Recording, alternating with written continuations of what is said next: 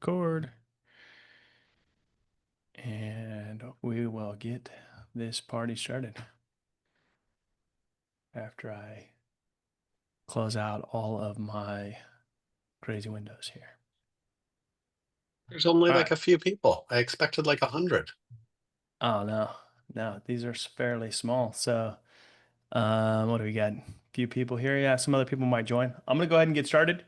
Feel free to drop in the chat where you're at, what strategies you're thinking about, and if you've done any investment deals. If you don't mind doing that, then we will get going here. All right, so today we've been doing these webinars pretty much almost weekly, had various different topics. This one today is how to lock up your first off-market rental in 45 days or less. Whether you're doing rentals, flips, or any other sort of exit strategy, the principles are, pretty much the same. The core of, kind of what I've figured out is how to pick a good market, how to build a marketing machine, and how to get discounted deals, which we'll cover a lot of that today. We're going to go through this fairly quickly because we do only have 30 minutes. I try to keep these nice and tight, so we don't take up too much of your time. So the presentation will be about 20 minutes, give or take, and we'll leave about 10 minutes for Q&A.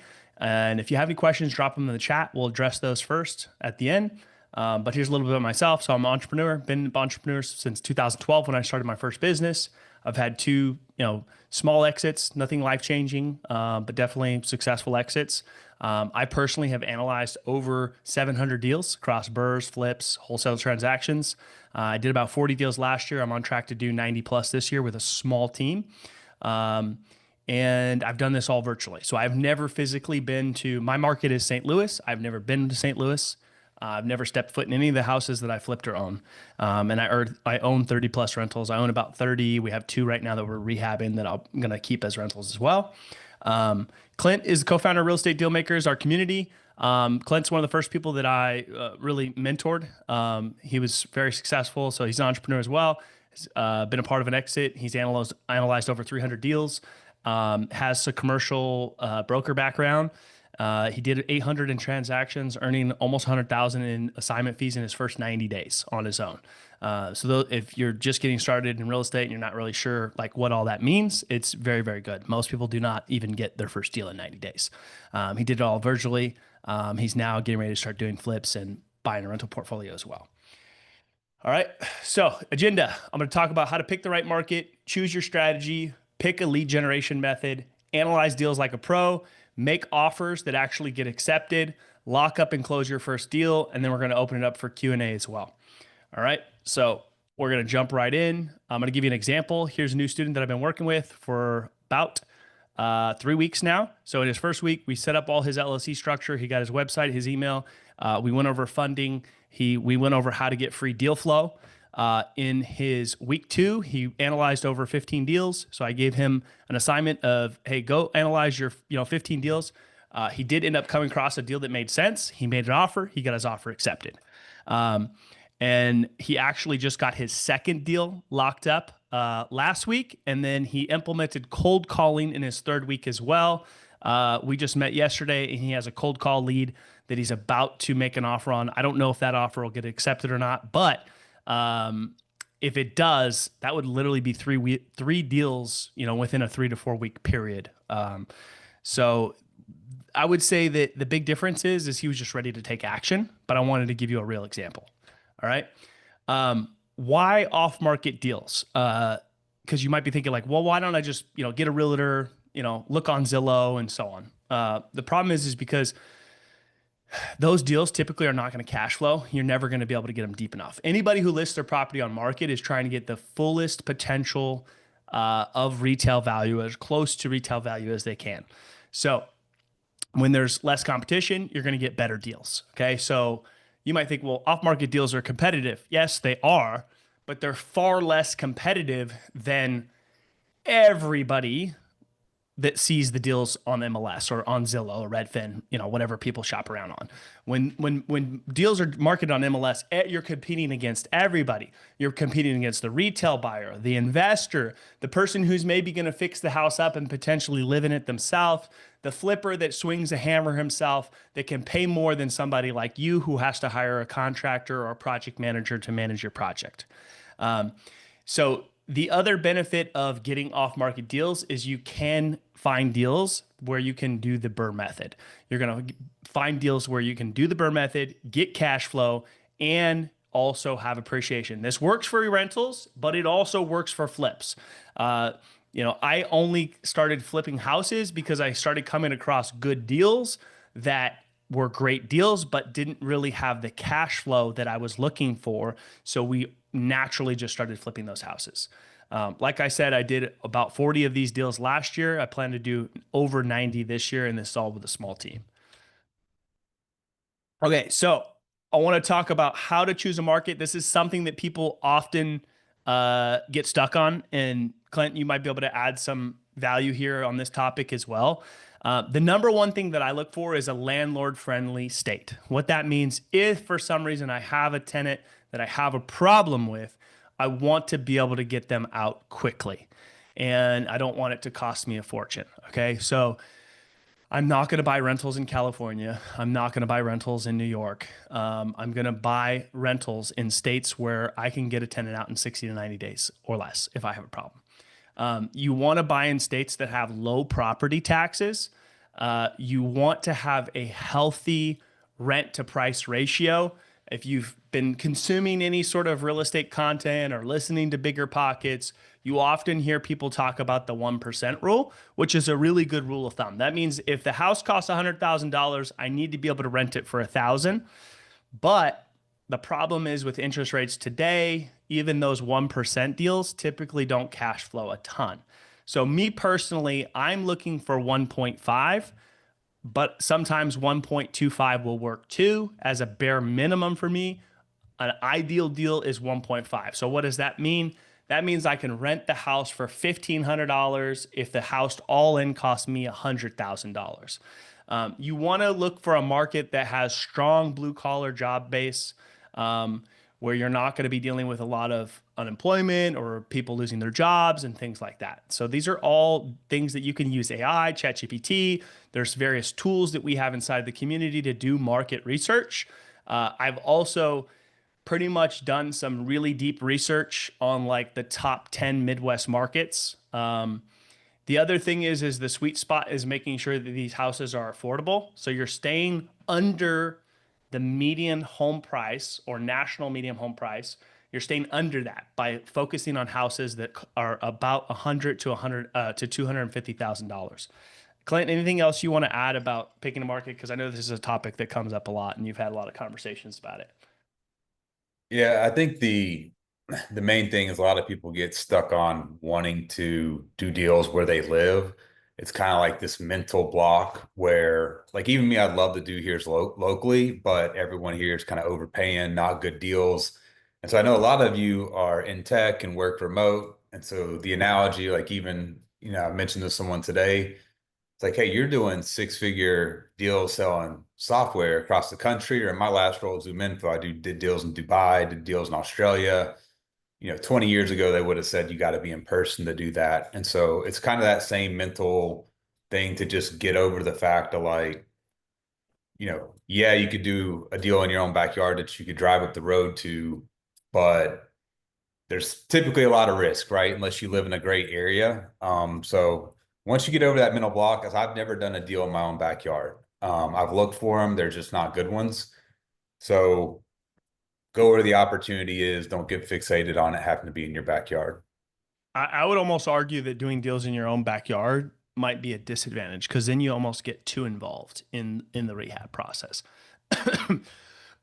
We'll talk about this in a minute, but like I'm very hands off. Like I have a person that manages the rehabs that I fully trust, and I just pay the invoices and pretty much let him run it, right? If it was in my backyard, I might try to like be involved and be showing up all the time and probably would just ultimately result in me doing less deals. All right. So, some of my favorite markets, Midwest to Southeast, you're going to get good cash flow. You want to avoid luxury markets or, markets where you're going to get high appreciation. When I first started investing, I actually bought my first 4 rentals in Texas. I bought 4 properties in a pocket that was kind of booming with new construction in between San Antonio and Austin. And I still have those properties today, but I wouldn't do it again. I make no cash flow really on those. It's just a straight appreciation play because home values were going up significantly. So those are not good markets to build like a large rental portfolio. Some good examples would be St. Louis, Kansas City, Cleveland, Birmingham, Indianapolis, and even Memphis. There's a bunch of other ones, but those are just a few of my personal favorites. I've done deals in all of these markets just through wholesale. I've marketed in all of these markets, so I know that there's plenty of opportunity as well. You want to choose your strategy. So long-term rental cash flow, do you want to do Section 8 or not? Are you okay with leaving money in a deal? So a lot of folks that I work with, they're totally fine with leaving a little bit of money in the deal. I typically leave very little money in a deal, or in most cases, I take 100% of my money out. So what does that mean? I buy a house, I fix it up, I rent it out, I put long-term debt on it, and then I pull 100%, or in some cases, I leave some money in that deal. So you want to kind of create, what does your buy box look like? What market? What's your exit strategy? Where are you going to target? And then what do you consider a good deal for you? You also can do rent to own. Some people like to do short-term rentals. I don't recommend this.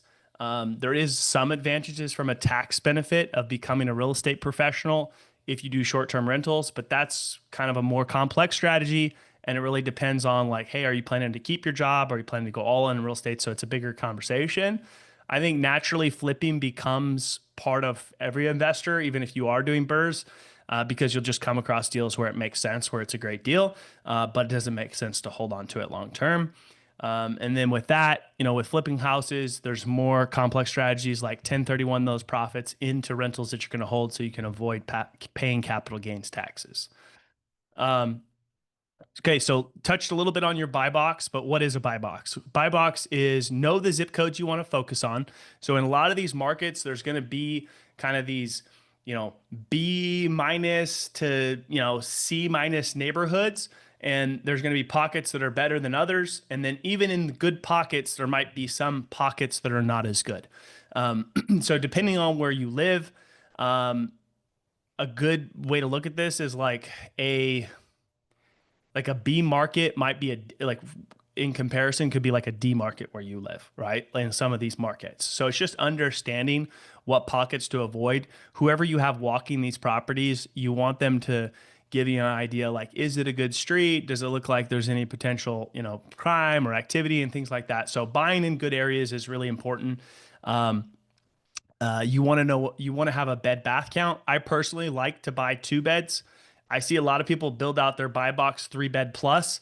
I like to buy 2 beds and convert them to 3 beds or convert 3 to 4 to increase the value and the cash flow without having to add square footage to the house. Age of the house, a lot of people will talk about like, oh, I only want, stuff that's 1950 plus because you avoid some potential issues and stuff like that. I've bought plenty of stuff that's older than that, haven't had issues. But on older houses, you will want to make sure that you're not dealing with like knob and tube wiring or something like that where you have to redo the electrical. You'll want to know what your ideal square footage is. So if you do Section 8 like me, the square footage of the house doesn't matter much. The rent is determined by the bedroom count. So I have houses that are under 1,000 square feet that are 3 bedrooms, and I get 3-bedroom rent on those. You're going to want to look for properties that do need work, that have a strong ARV, and you can get them at a lower price. So I personally am not scared of something that needs a complete rehab. You might not want to do that when you first get started. You might only be willing to do paint, floors, and maybe some minimal stuff. Personally, for me, I like the ugliest houses possible. Like ideally for me, if I could buy a house for $10, $15, $20,000 and then replace everything and spend 50 grand on that house, and then it's worth $100,000, that's more of a win for me because then my maintenance or capital expenses are minimal or very little for the next 5 years at least. Meaning like my furnace isn't going to go out, my roof's not going to go out. I'm not going to have to do any new systems like HVAC, furnace, water heater. So I'd rather replace all that stuff in the very beginning, and you can typically get the best deals on the houses that need everything. But ultimately, you got to run your numbers. You might want to start with turnkey rentals that are already, have a tenant in them, meaning that they already have a Section 8 tenant. You see a lot of these for sale. You just have to be careful. You got to vet the tenant.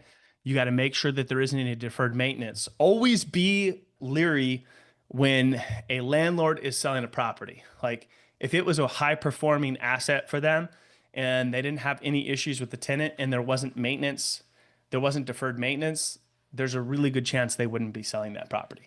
So whenever you see somebody selling something with a tenant, you need to figure out what's wrong with it because there's something wrong with it. There's always a chance that the person just needs the money, but I would just be extra thorough in trying to figure out what's going on. Section 8, there's specific rent limits in areas. Okay, so you'll want to understand what that is. So if you're going in Kansas City, if you're going in St. Louis, whatever the case is, know what those rents are. Like I have a whole sheet of every zip code. I know exactly to the dollar how much rent I'm going to get per bedroom count. Define your budget. So like how much do you want to be all in into a deal? Your condition tolerance, meaning like how much work are you willing to do? And look, you can start with doing minimal work and then work your way up to once you know you have a good contractor, you have somebody you can trust that does good work, then you kind of ease into bigger rehabs, okay? There's different ways to finance. You can use your own cash, you can use hard money, and then I use DSCR loans for the long-term debt. All right, here's the 3 best marketing channels to start with. Cold calling is my personal favorite. The reason I like cold calling is because I get over an 8x return on it. I can control what those leads look like. So I can say, hey, I want these types of houses, this price point, these zip codes, and I'm direct to the seller. Okay. I've made the most money and found the best deals off of cold calling. I have tried, I think, 8 different cold call companies. I even built my own internal team where I had 8 callers and a manager managing them. But I went back to outsourcing it because it was just too big of a headache doing it in-house. But overall, I have a cold call company that I use. I'm very happy with the results that I get from them. And it's been my highest performing channel.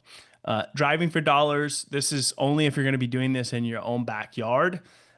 If you happen to be fortunate enough to live in a good market, then you can do this because there's apps and technology that you can use where you drive by a house, you click a button, you'll get their phone number, and you're basically just looking for beat up houses or any signs of distress, long grass, you name it. All right. Text messaging. Yes, you can do text messaging. Is it risky? Yes. Do it at your own risk. Do I do text messaging? Yes, I do, but I don't do a ton of it. And then agent outreach. Agent outreach, I still do a lot of. My wife actually does agent outreach. So I have 4 young kids. My youngest is in preschool for like 3-ish hours a day. And during that time, my wife handles our agent outreach. So she reaches out to agents, seeing if they get off-market deals, tells them what we're looking for, tells them the type of stuff that we've done before, and then gets them to send us off-market deals. It's a very effective strategy. You just have to make sure that you pay them a commission if the seller doesn't. And it's worth it because an agent, think about it. An agent can, and if an agent has a distressed seller and they can't take the property to market, they want to have investors in their back pocket that they can unload these deals to. They typically are going to want to know that you can close quickly, you can write offers with no contingency, that you can run numbers accurately and quickly and make, fair offers. That's kind of what an agent's looking for as far as who they want to send deals to when they have off-market deals. Some agents never do off-market. Some do 1 or 2 a year. Some do 12 a year. Some do more. So it's just finding the good ones where they focus on that. The most important thing is to know how to run your numbers. I know we've covered a lot of information here, so I'm just going to break this down really quickly. You're going to want to know your purchase price, your rehab estimate, with your rehab estimate, you always want to have a contingency. I have 10%. And then you need to know the ARV, the after repair value of the property. This is something where if you're going to flip it, you're going to put a comp, whatever your finished product is going to look like, you're going to get comps for that. If you're going to have it as a rental and you're going to do rental grade finishes, you've got to make sure you're using comps with rental grade finishes. You're going to want to know what the rental potential is, what your holding and closing costs are, and then always leave a buffer in your budget, like I mentioned. When you make offers, be confident when you make offers. Use comps to support your numbers. Start low with room to negotiate. Use an assignment contract or a purchase agreement if you're direct to seller. Key terms in there for a good offer are going to be your inspection period, your earnest money, and your contingencies. So think about this. If I were to be direct to seller and say, hey, I can close in 7 days, no contingency, 5% EMD, that's a really strong offer versus somebody who says, hey, I need a 10-day inspection. I can close in 30 days and I'm going to give you $100 earnest money. What offer do you think they're going to take? Obviously the first one.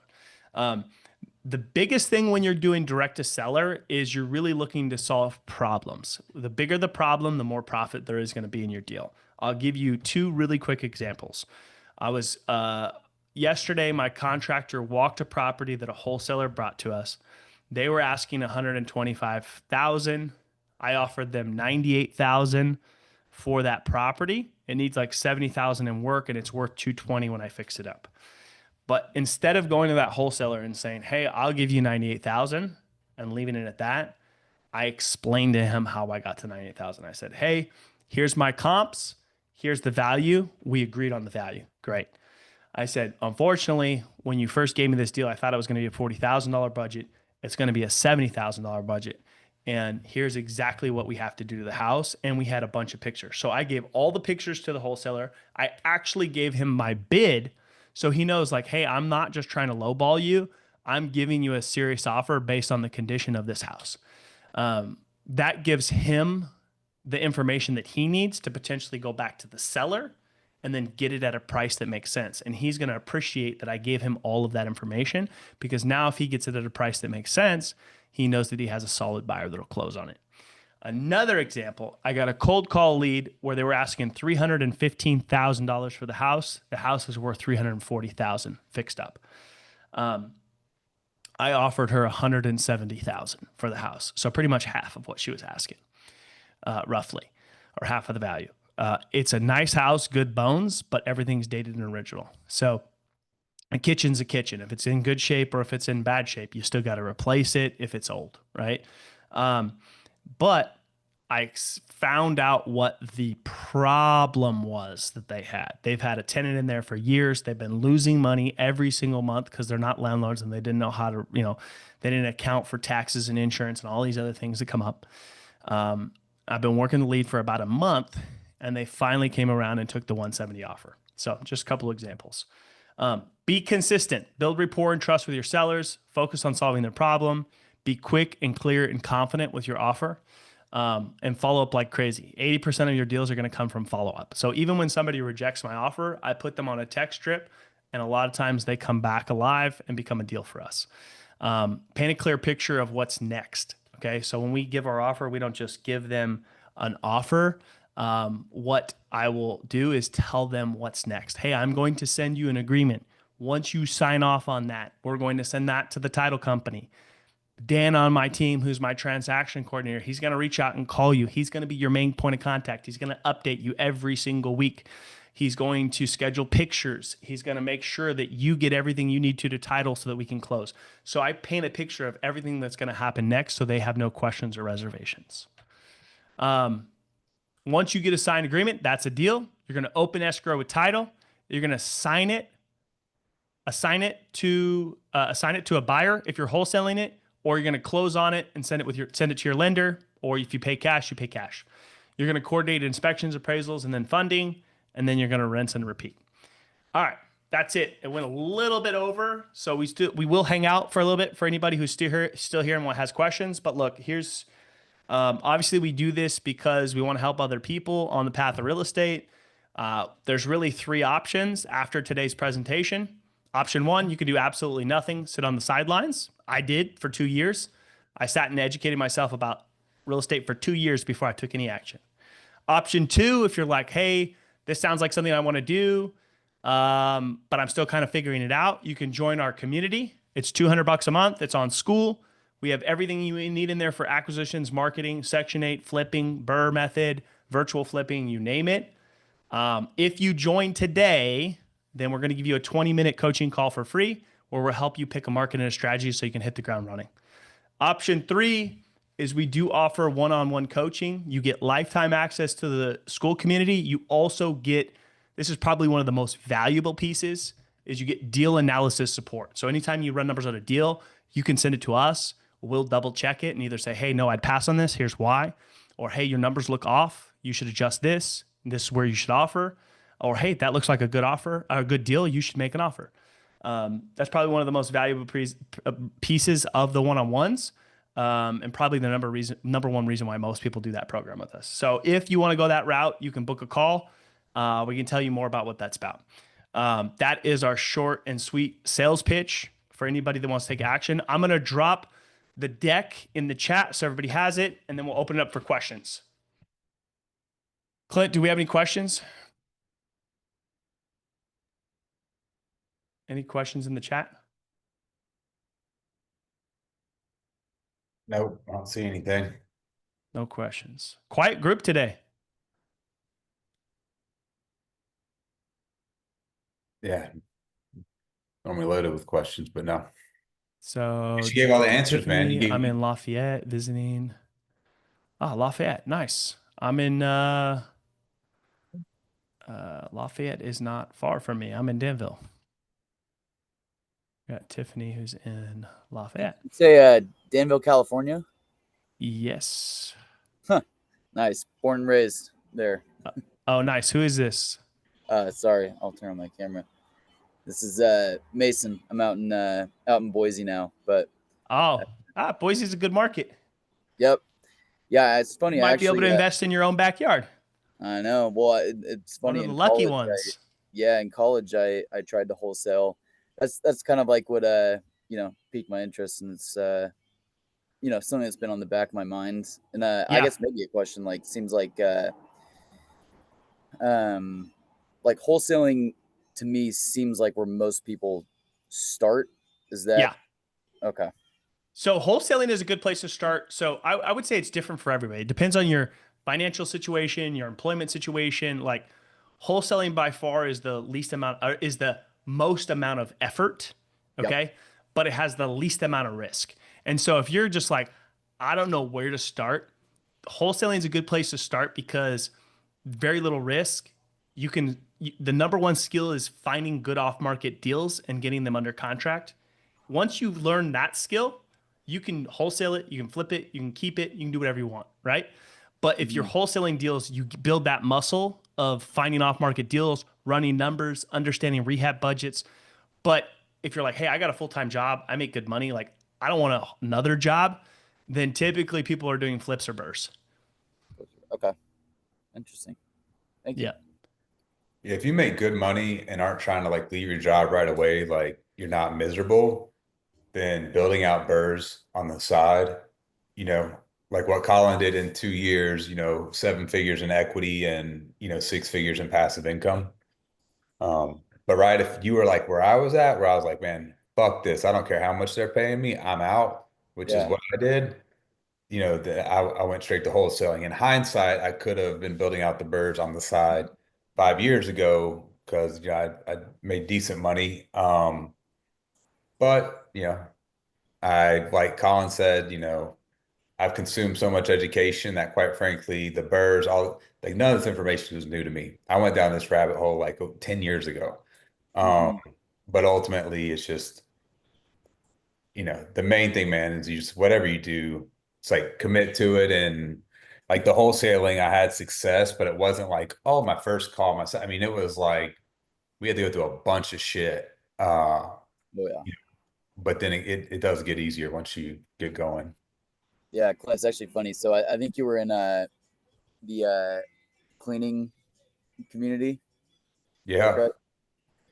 Yep. Yeah. So Yeah, I was in the sort of similar place. So I was in tech, and then probably same thing to you. When fuck that, I'm not doing another day of this. And so yeah, left and started the cleaning business, which has been going well. And then we also started a sport court business here in Boise. So that's why I'm, always thinking about, new things to do. And so yeah, it's been a journey. Yeah, Yeah. I sold the cleaning business, and the guy kind of like ran it to the ground. I basically bought it back, just bought the debt off of it, and then have it going. But I'm actually about to I think I might pivot one VA to my real estate stuff, and then just shut it down because the upside, Dude, it's a you know, grind.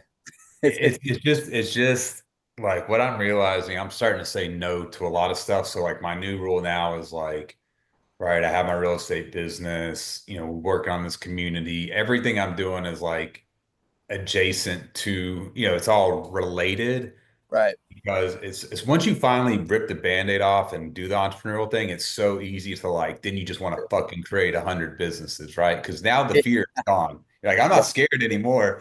And you have all these ideas. And so and it's not making a ton of money. And even if it was like the best case scenario, it's not a lot. Like even if it's making 8 grand a month, 10 grand a month, like that time in the real estate is substantially more lucrative. And so, I am recovering from the shiny object syndrome, right?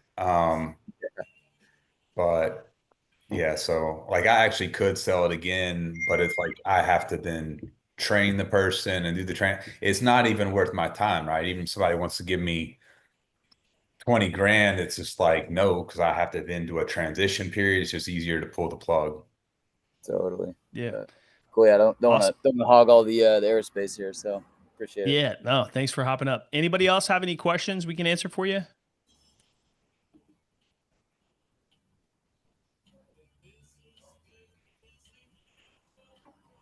No? We'll hang out for a few more minutes. Don't be shy.